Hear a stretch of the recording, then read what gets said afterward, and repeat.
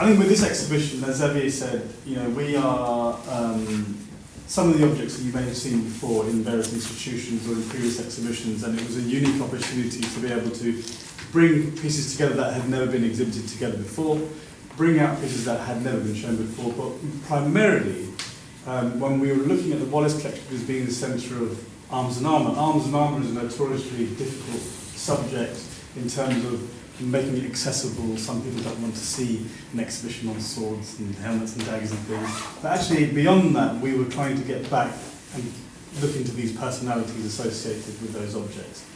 The exhibition, the journey, which is, to get the full experience, obviously there's a catalogue for the show with 5 essays in it, and there's also an audio guide, which is bilingual in English, 20 entries throughout the show in English and in Punjabi.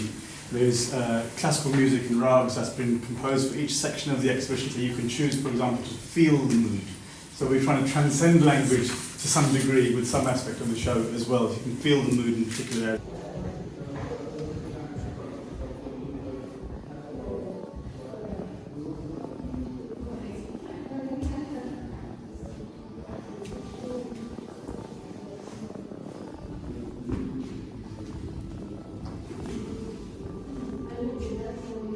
In the throne which takes the form of a lotus flower. The Gamal fall, the lotus flower in Indian philosophy is a common theme. The human must strive to be like the lotus flower. You're pure and white, but you grow out of muddy water. That's the idea. At the top of the golden temple is an inverted lotus. And the Guru is saying, well, how do you invert the lotus? And it says, contemplate on the one, contemplate on the divine. We were really lucky. Because I remember when we were talking to the V&A, it was probably the only time in a 20-year window that we would have been able to borrow the throne.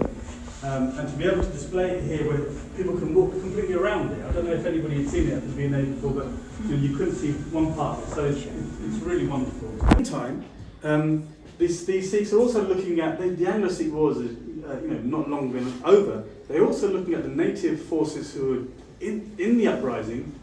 Not long before, it was those native forces that were attacking the Sikhs and fighting on the British side in the Anglo-Sikh War. So they also don't have any loyalty to them.